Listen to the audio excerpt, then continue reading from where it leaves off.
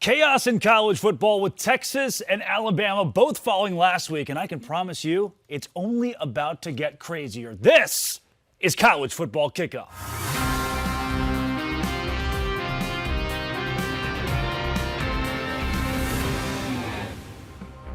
Welcome back to Fire TV's College Football Kickoff, presented by Coca-Cola. I'm your host, Drake Toll, from the Savannah Bananas organization and Locked On Big 12. And we're coming in hot from the heart of college football country in Dallas, Texas. On set with me, two legends, 22-time Coach of the Year. He's Gary Patterson. And next to him, Jesse Holley of the Dallas Cowboys and North Carolina Tar Heels. Every week throughout the season, we'll be right here breaking down the matchups and the moments and the madness with elite insight from experts across the nation. Look for new episodes every Thursday on your Fire TV and Echo Show devices. This is your all-access pass to the weekend ahead in college football. So let's kick it off. Last weekend, we talked a ton about Texas and Ohio State. In the end, not a lot of the offense, Jesse. We go into this week with expectations still high for plenty of teams at the top of the country. But number one takeaway, college football is so back. Yeah, college football is back, and it is madness. And that's what we love about the game of college football, because each and every week, Coach, and you know this, it can be an upset brewing, right? You're dealing with 18, 19-year-old kids, and sometimes they're very, very unpredictable. That's what always keeps us locked in, no pun intended, nice, but always watching the great game of college football. Well, and why I coached for so many years that I did, just to sit down when you weren't playing your own game, be able to sit down and get surprised. I was seeing the quarterback, the transfer going to Florida State, seeing the transfer going to Miami. You see these new quarterbacks, you see new players, you see freshmen, the little wide receiver for Miami stepping up. It's a freshman coming in. They said he didn't even know if he was going to play. He has like 6 big catches. I mean, that's why everybody watches the game. It's so much fun. And now everything has been thrown for a loop in the AP poll. Let's go to our rankings report. This week in the rankings report, my number one takeaway, Coach, LSU. I thought they looked like the best team in the country this week. I thought Ohio State could still give me a little bit more offensively, though Texas defense is good. And we likely saw college football playoff teams that lost in week 1. But I wanted a little bit more respect for LSU. Yeah, for me, I was a voter on the coaches poll for 20-some years. And I would tell you, if you just voted how you did weekly, you have a veteran quarterback in a very hostile environment, goes into Clemson and gets the job done. He was everything I thought he was going to be. I would have probably pushed him to be the number one team in the nation this week, just because of what they did. Jesse, 14 Florida State. Alabama at 21 this week. I'd probably go there next. Seeing Florida State at 14 for me, I mean, if they just beat the number one team in the country at home, if that's what you're telling me by this AP poll, do they deserve to jump to 14 after going 2-10 last year already? I think they do. It's not just beating a team, it's the way that you beat that team, Drake. Like, one thing that I took away from this weekend that was a shocker to me, I'm an ACC guy, right? I support the ACC. I played in the ACC. I saw Florida State and I saw Miami play a style of football that was very reminiscent to what the SEC is right now. They were really physical, man, really big guys on the inside, and they took it to guys. And that just tells me that the league is changing, and the ACC brand of football, the Florida State to Miami, understand if our path to the national championship, it will not go through the ACC. You will have to beat one of these SEC powerhouses, and the only way you're able to do that is you're able to match up with those guys in the trenches. I saw Miami, I saw Florida State do that this weekend. Coach, let's throw a wild card in there. Number 25, Utah. You said you stayed up and watched that game. Devin Dampier, the new quarterback out of the transfer portal, looked very good. Yeah, I didn't know a lot about him. I didn't watch a lot of New Mexico a year ago. But I will tell you, Utah always has a great defense. They always play great special teams, big tight ends. And all of a sudden, I watched this quarterback that threw for like 25 touchdowns a year ago, ran for, over 1,000 yards himself. Yeah. And they can't catch him on the field. If you can put that kind of offense with that kind of defense, I think the Big 12 has got a new player in the game. Yeah, I wouldn't be surprised to see 24 and 25 Texas Tech and Utah move up as the weeks go on. Texas Tech beating an FCS opponent at home and looking good in that fashion. Utah going on the road against a Big Ten opponent, getting a double-digit victory over UCLA. This week, we turn our eyes to the only top 25 matchup in the country. It is time for the game of the week here on College Football Kickoff, presented by Coca-Cola. They are our local experts with the Wolverines and Locked On Wolverines, Isaiah Hole, and Locked On Sooners, Jay Smith. Let's start with the home team in this big-time game of the week. Jay, can John Mateer get it done and prove that he is the guy, not just for Oklahoma, but one of the guys in the SEC?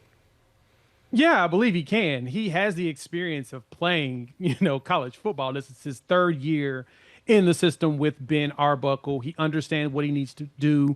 I think that's where the advantage came in for Oklahoma, is that not only are you getting a veteran quarterback out of the transfer portal, but you also get him paired with his offensive coordinator. So if there's teaching that's happening, it's with the skills guys. And in my personal opinion, typically when you get a transfer, the guys that are easiest to teach are usually your skills guys. The quarterback is the one that usually you kind of get worried about. Same thing with offensive line. But John Mateer is out there. He's a dude. He had his first game, and he looked like a beast. 30 for 37, 392 yards. He set a record for a newcomer at Oklahoma in passing yards. Beat Baker Mayfield. Now, you hear the Baker Mayfield comparisons all the time, but yeah, he's out there playing. And the good thing is, too, he can run when he wants to. This game felt like he was more so filling things out, and I think he'll be able to continue to do that going forward. Isaiah, you both look like you could be in a great boy band and unfazed. Both of those things are true. Give me your Bryce Underwood takeaway right now and whether or not he can outduel John Mateer. Well, that's the big question, right? We don't know exactly what Bryce Underwood is. I mean, you look he had 251 yards, 21 of 31 passing, a touchdown against New Mexico. But you have the caveat that it was New Mexico, right? Now, at the same time, he outplayed any quarterback that Michigan had last year and put up more yards than you saw even a lot of the J.J. McCarthy games in 2023, the national championship year. But the big step up in competition, he's going on the road for the first time. But I loved the poise that I saw him play with, the ball placement, the mixture of velocity and touch. I mean, Connor Stallions, who was his offensive coordinator at Belleville, told me when he left Michigan, he knew exactly what J.J. McCarthy was. And when he saw Bryce Underwood for the first time, he said, that guy is already where he is, but we have to see him do it. So that's going to be the big key. Can he go up against a much more difficult defense and still be what he was this past week? Jay, let's go quick here. Give me your final score prediction. Give me Oklahoma 25, Michigan 15. I think it's going to be a lower scoring game than expected, but I think Oklahoma's defense is going to prevail only because we've lucked out at getting a really good quarterback only in his second career start. Isaiah, you are my fire, my one desire. Score prediction. I'm going to also go with Oklahoma for the moment. I think it's going to be closer than that. I'm looking at Oklahoma 24-23. Michigan's defense, even though it didn't look great against New Mexico, I mean, this is the same defense that you saw hold Alabama to 13 points last year. I think it's going to be a really hard-fought game, but Oklahoma on top. Two consummate professionals. They both pick Oklahoma at home. It's Isaiah Hole of Locked On Wolverines and Jay Smith of Locked On Sooners. Thank you both. And being a passionate college football fan is hard work. All the pomp and circumstance makes you work up a thirst. Fan work is thirsty work. Enjoy a refreshing Coca-Cola. Today's show is brought to you by Upside. Upside is exactly where I go when I need a little bit more savings. Download the free Upside app. Use promo code FOOTBALL for a 25% gallon boost right now. If you're still paying full price for gas, you're paying too much. Stop leaving money behind. Get cash, real cash back every time you fill up with the free Upside app. Simply download the free Upside app in the App Store or Google Play. Use my promo code FOOTBALL. Get 25 extra cents off per gallon your first fill up. At first, it seemed too good to be true, but then it's not. You can cash out anytime. PayPal, e-gift card, Amazon, other brands. Use code FOOTBALL. Limited time, 25 cents off per gallon bonus. Promo code FOOTBALL. Offers may vary by user and location. Go to upside.com for terms and conditions. That is Upside. Today's show is also brought to you by Mazda. Dog. Mazda is where class meets impeccable drive. Mazda Custom is where you go with Mazda's moving the game forward. Brought to you by those who believe it's not just about playing the game, about redefining it.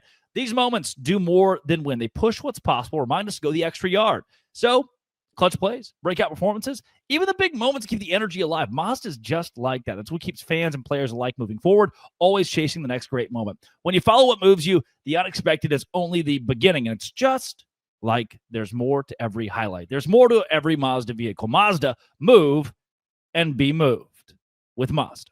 Coach, Oklahoma and Michigan, you said you watched both their games last weekend, and it didn't take very long to understand each team was going to overmatch their opponents. Well, yeah, I think it's a game that's going to come down to what we just heard earlier. The quarterback game is going to be a big part of how those two guys lead their teams. Both new, but at the end of the day, both teams can run on defense, so it comes down to who's going to make the most plays. Jesse, you played in some big-time environments in college football. I know Coach has mentioned how tough it is to play in Norman before. Is that going to play a major factor in a game like this? It always does, especially when you have young quarterbacks and you look at what Underwood is. Brent Venables, he's been known for his defensive coordinator prowess. And so being able to have that young fella confused a little bit, and then you have the roar of the crowd going on the road, young football team. Brent Venables, he has to show himself to be a good defensive coordinator by rivaling a young fella and having him on edge all game long. Coach, these are two coaches that I think both fan bases still have questions about at Michigan and Oklahoma. Is there a way to take an advantage of this matchup from a coaching standpoint? Well, I think both of them, and they both want to be this way. If you watch both ball games from last week, I think the team that ends up, because of the quarterback play, the team that can end up defending the run, and the team that can actually run the football, that's what Michigan's be able to do. They were able to do it last week. That's how they allowed the young quarterback to actually, I think, feel easy about the ball games because, I mean, the one running back, I think, had 2 or 3 touchdowns in the ball game. When you can get yourself where you're in 2nd and 4, 2nd and 5, you're not in 2nd and 10, not 2nd and 8, then it makes it a lot easier for that young quarterback to make decisions. And Matera's been there. He's already played 2 or 3 years. He understands what's going on. And I think both of them, and like I said last week, I think this game is changing. There's times when the quarterbacks are going to have to win and they're going to have to make plays with their legs. Defenses are getting too fast. Jesse, you give the edge to OU? I do give the edge to OU. I think Mateer is going to be the determining factor. A little bit of an older player. And OU wasn't a bad football team last year. Coach, we talked about it earlier. Yeah. Having that point guard being able to run your football team, I think Oklahoma has one in there. I give them the slight edge. A lot of quarterback talk. Take the over. That's my takeaway from this. It's the two offenses that should be very good in Michigan versus Oklahoma. That game in Norman is our game of the week. But there's a contest across the country in the Midwest that everybody seems to be overlooking. It's Iowa and Iowa State. This game is in Ames, and the Cyhawk matchup is this week's can't-miss game.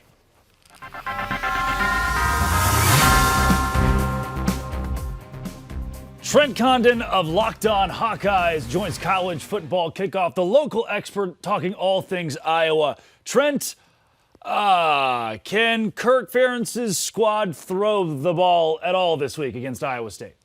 Well, don't feel really optimistic about it after Mark Gronowski's debut. The South Dakota State transfer, just 44 yards in the first game. And this has been now a half-decade problem for the Hawkeyes throwing the football. The offensive line looks great once again this year. The running game, even with injuries, looks to be in good shape. But Gronowski maybe a little bit too charged up against Albany at home. Now he's got to go on the road to Ames in a difficult environment. So hard to feel optimistic after performance number 1 in a Hawkeye uniform. Difficult environment, yes. But also you mentioned quarterback struggles the last few years from Iowa. They've still won the last 6 in Jack Trice Stadium. That trend can continue with or without throwing the ball.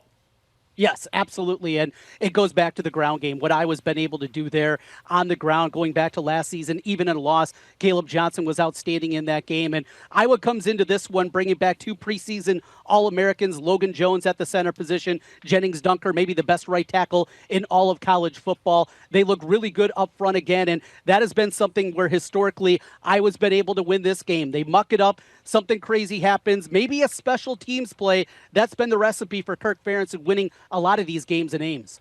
Yeah, it's been Kirk Ferentz over Matt Campbell 6 of the 9 times, I should say, just 3 and 6 in that span for Campbell. What's the final score of this game? I look at this one to be a tight one down to the wire, but I got Iowa State finding a way to win for the first time since 2011. I got the Cyclones pulling it out 23-17, and it becomes a Cyclone State for the second straight year. Wow, that is Trent Condon, the host of Locked On Hawkeyes, playing it down the middle, an objective journalist as always, taking the Iowa State Cyclones. Trent, thank you very much. Rocco back Carson Hansen, Abu Sama, deadly on the offense for Iowa State. Defensively, they have Dominic Orange. They call him Big Citrus on the D-line. Jesse, I think Iowa State's clicking on all cylinders. No, absolutely. And be able to rejuvenate and revamp your team after losing all that you lost in the NFL draft and being right back in there again. And you're talking about an Iowa team who can't really pass the football pretty well. Like, those in-state rival games sometimes Say it with your chest. Come on, you can tell them they can't throw. I love to throw the football. I love to throw the football, Coach. You're absolutely right. They're absolutely loaded. And this is going to be one of those games where, Iowa, you got to hope things don't go their way because Iowa State's rolling. Having played the Iowa State Cyclones for a few years, the thing that I think you'll realize is he has a system. So when he starts the beginning of the season, he starts very simple. He tries to be very physical. It doesn't matter if he plays a 1AA team, he plays a Power 4 team. Coach Campbell is going to make sure that they can block and tackle. They don't beat themselves. And then as the games go on, as the season goes on, he keeps adding more things.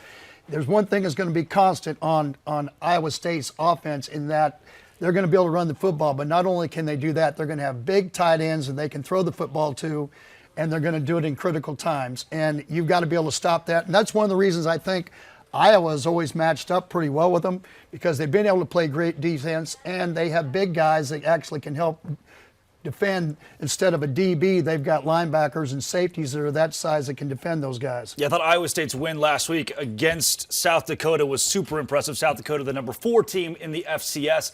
Iowa, on the other hand, struggled a bit, again, to throw the football against Albany, just 48 passing yards. Jesse, you said it. If you're the wide receiver at the table, you hear 48 passing yards. You, get chills or something?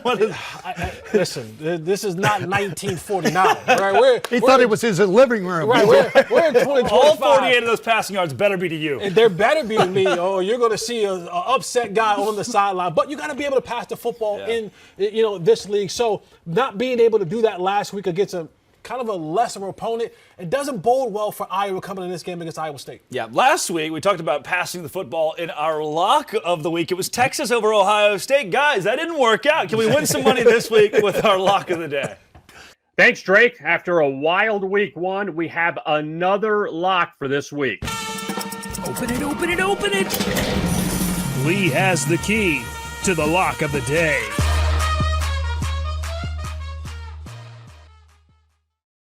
Kevin Rogers and Lee Sterling of Locked On Bets with you, looking ahead to Ole Miss and Kentucky, an SEC showdown in Lexington. The Rebels favor on the road. Lee, what do you like? Well, last year, Ole Miss was 4-0 going into this game.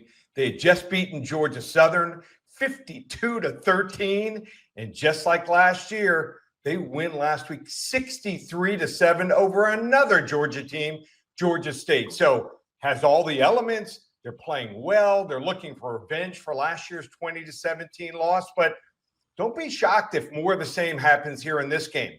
Austin Simmons for Ole Miss, one of these quarterbacks that's talented but has never started a road game. In fact, going into this year, it only thrown 32 total passes for Ole Miss. Last week, they ran up 695 yards, but they allowed 191 yards rushing on the ground, and most of that was in the first half here in Kentucky. Get this, 7-3 as a home dog under crafty head coach Mark Stoops. I'm going to go with a lock here of the week. Kentucky Wildcats plus the double-digit points. Game goes right down to the wire. Yeah, it should be an interesting game between Kentucky and Ole Miss. See if the Wildcats can knock off the Rebels for a second straight season. For more daily picks, subscribe to Locked On Bets. Back to College Football Kickoff Studio, and we'll see you next week, Drake. Yeah, Kevin, Zach Calzada threw for 85 yards last week, but this is the week that Kentucky gets in there against Ole Miss, I bet. Coach, let's send it to you. Last week you had a really good, an entirely well-thought-out play on Jerry Kill and what he's brought to college football. This week, let's run it back with some Coach's Corner. Well, yeah, we always want to pick a great topic on Coach's Corner. And one of the biggest topics in not only college but in the NFL is fourth down analytics. And, being a defensive guy, looking at all of it, I think if you look at it, looks like they're going to blow the top off. It's been like 1.4 to 1.9 over the last 20 years. I was just talking to Jesse about that. I think it's probably going to be over 2 people going on fourth down this year. But what I wanted to do is kind of take you and dive into why, as a coach, when you looked into how you did things from a defensive perspective, especially if you got down in the situation where you scored points, where you could take away a field goal and you took away points.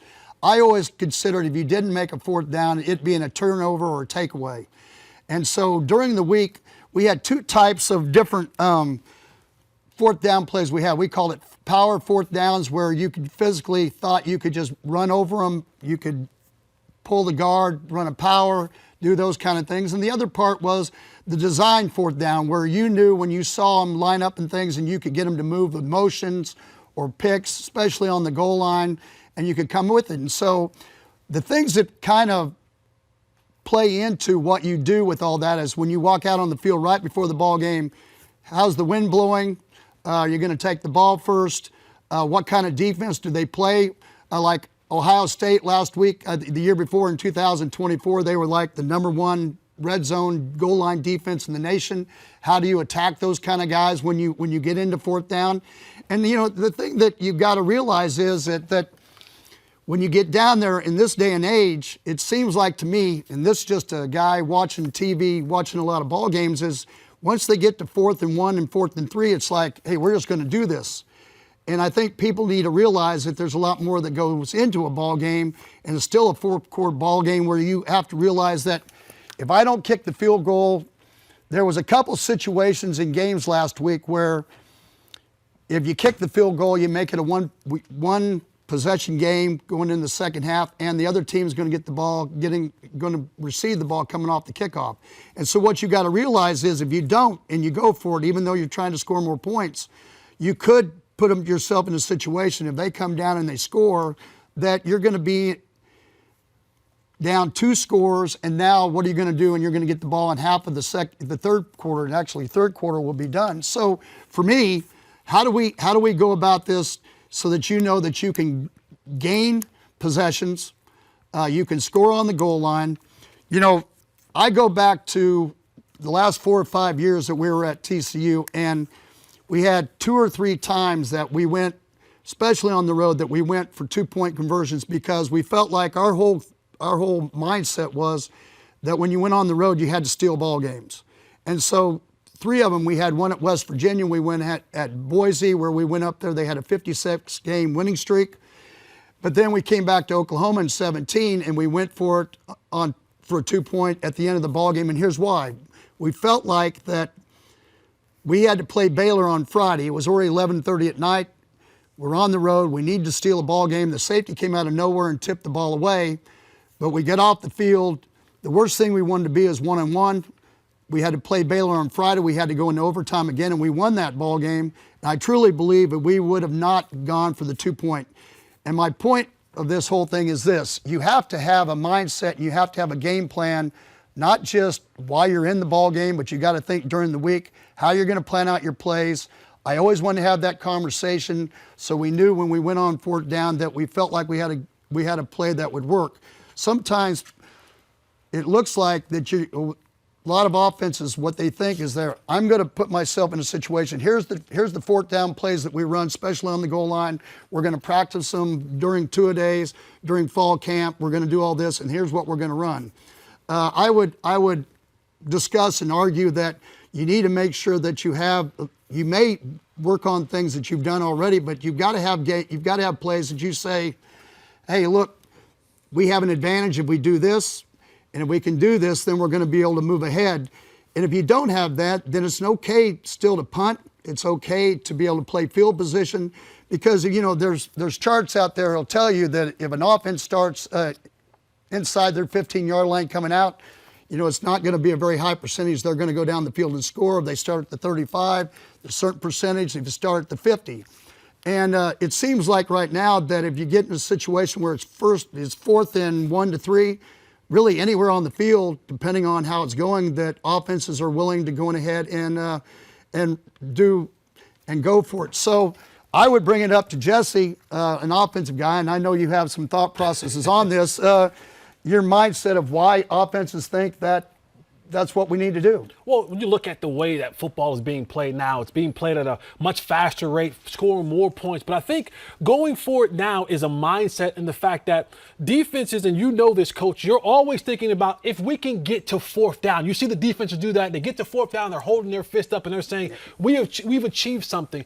You break that tendency now when teams now begin to go forward more. Analytics show that you have a higher percentage chance of doing it, and you steal possessions. You're able to have that defense on the field longer, and that pays dividends in the the later time of these ball games. And we like to call them like body shots. If I can get and convert a couple of those fourth downs in the second half of that game, late in that game, that defense was on the field potentially for another 6, 8, 10 plays. You multiply that over time, and now in the fourth quarter, they've played far more than they wanted to, and you've been able to set the tone for your offensive team to let them know that we're going to be aggressive, and your play caller understands that I don't have to get all of it on third down. I have to just get some of it because on fourth down, we're going to go for it again. So I know that a lot of teams are moving towards that, and I think it's more of the norm than it is just a one-time thing. Well, there's one thing for sure. You play the best defense when you're standing on the sidelines. There's not any doubt about that. So, Coach, I'll close it up with this if I can. I heard a ball coach a few years back say, am I running this team or is it the 24-year-olds with their computers? That's maybe a valid question because now it's not, okay, what's the actual situation? It's, put your nose up in the air and your good old reading glasses on and you say, well, the analytics say this. It's the computers. well, I guess that's the point. I've always felt like it's a field game. Yeah. I think there's Has things. to be, right? Has well, to. and depending on the situation, field position, the weather, all those things, and sometimes it comes down to if you couldn't run and get a first down on 2nd and 3, and then you try to do it on 3rd and 3. What makes you think that you're going to be able to do it on 4th and 3? Because most defenses are going to call 4th and short a lot like they're going to call 3rd and short, except when you get down inside the red zone. And so, for me, it's all about understanding that we're trying to create opportunities for ourselves as a team on offense. But the other side of it, I don't think people have. I don't think I think they've forgotten that it's also, for me as a head coach, it was kind of like a turnover, especially when I'm seeing teams go on the 40, 45, 50, clear out there. Where especially if you're playing good on defense, that those percentages go down. If you can punt it inside the 10-yard line, and you can stop them, you get the ball back, and then you're going to get an advantage. But I would tell you, again, if the defense is standing on the sidelines, like Jesse said, it's kind of one of those things where you gain a lot of momentum and confidence as a football team when they know you're coming and they can't stop you. Oh, today's show is brought to you by DoorDash. If there's one thing I love, it's DoorDash. Almost the weekend. Look back at the crown. This weekend's MVP. Who delivered? Powered by DoorDash. Just like you can win every Saturday with DoorDash Streaks. Saving more every time you order. These players delivered when it mattered most. Let's break it down. That's right, the Iowa State Cyclones. Rocco Becht delivered in a big way, leading his team to a win over the number 4 FCS school in the country. When the pressure was on, Rocco came through. No hesitation, no delay. Just like Rocco Becht delivered for Iowa State, DoorDash delivers your Saturdays with DoorDash Streaks. You have every Saturday where you save. Stack it all up all season. You can save up to $250, including $100 in DoorDash credits. Order this Saturday. Keep the streak alive. Fuel your game day only with DoorDash. Terms apply. Promo period through November 18. Rocco Becht, DoorDash, Rocco Becht. Go to DoorDash today. Yeah. Speaking of going forward on 4th down, Dave Aranda and the Baylor Bears, they love it. It is one of his favorite things to do in Waco, and it's a great segue into our playoff playbook. It's those Baylor Bears looking for a bounce-back win this week. Locked on Baylor. He is the expert. Cameron Stewart, what did you got? Baylor beats SMU if they tackle.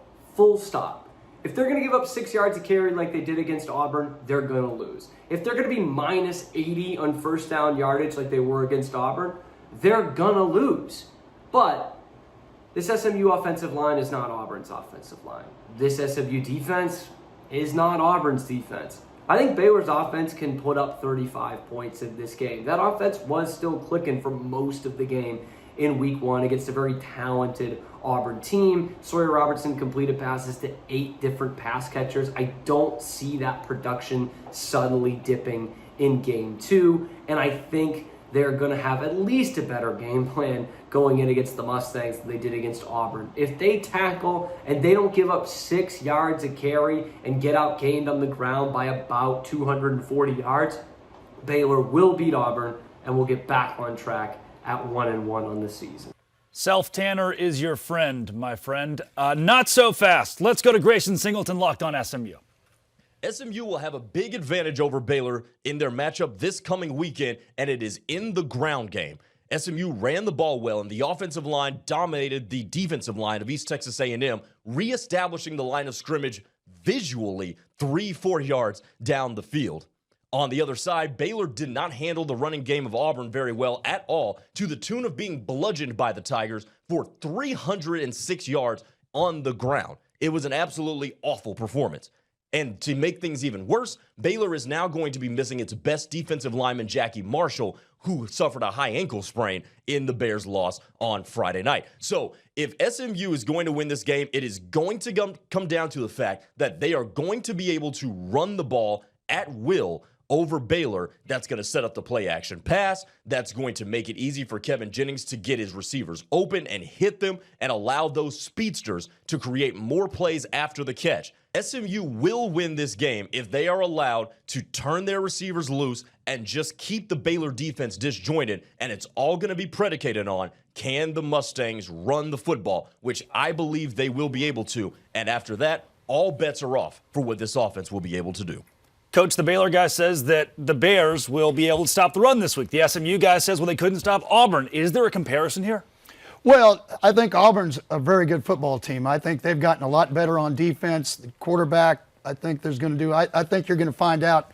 I was very impressed with the corners of Auburn, and then their front was really, really physical. So I'm not sure that I would compare SMU and Auburn right now, but, you know, SMU didn't look like they were overly inspired last week playing who they played. So I think, again, reality is going to be somewhere in the middle. This should be a tight game, I think. Let's go Illinois at Duke. Jesse, we'll go to the ACC hosting the Big Ten for this one. Did the Duke Blue Devils have a chance? They looked pretty good last season. Yeah, they did, but it always comes out to the interior, and I don't think Duke will be able to hold up just as they need to against Illinois in the interior. I think Illinois win this game. Yeah, it's Ole Miss going to Kentucky, Coach. This is a game the Wildcats actually won. They upset the Rebels last year, keeping them out of the college football playoff. How does that play into this rematch? I don't want to call it a rivalry, but the rematch this breeds. Well, all I'd say is that I wasn't overly excited about the Kentucky game last week. Yeah. You know, Kentucky comes back, they're playing at home, now they're playing in the SEC. If they play to a higher level, I think this becomes a game. But Ole Miss is very talented, especially on their defensive side. And you know, they've got some young, skilled players on the offense, I think, that are going to step up. But I'd still pick Ole Miss. Sam Leavitt, one of the best quarterbacks in the country. Arizona State goes to Mississippi State, Jesse. Yeah, you have one of the best quarterbacks in the state. You don't have Cam Scatterbull anymore in the backfield, but anytime you have a quarterback, Coach, you know you got a chance. And I like Arizona State's chances in this match. Mississippi State was 2-10 last year, Coach. Now, this is a pretty tight spread. Well, yeah, you know, again, going to somebody from the West coming to the East, going to the Southeast and playing that environment, the cowbells, everything going on. Yeah. I think, you know, if Arizona State wants to get themselves back in the playoff, they got to be able to go and play somebody from the SEC and prove that they can win. And this is a good game to do that for. Yeah, I think we'll learn a lot about each of those teams that you saw, and that's a wrap for us on this week's College Football Kickoff presented by Coca-Cola. But we're just getting started. Next week, the SEC slate is packed, full of ranked teams, putting it all on the line, and you won't want to miss it. Same time, same set, same unapologetic football in energy. Big thanks to Coach Gary Patterson and Jesse Holley for bringing the heat, and to you for riding shotgun with us. Enjoy all the action this weekend. Stay locked in, stay fired up, and we'll see you next Thursday right here on Fire TV.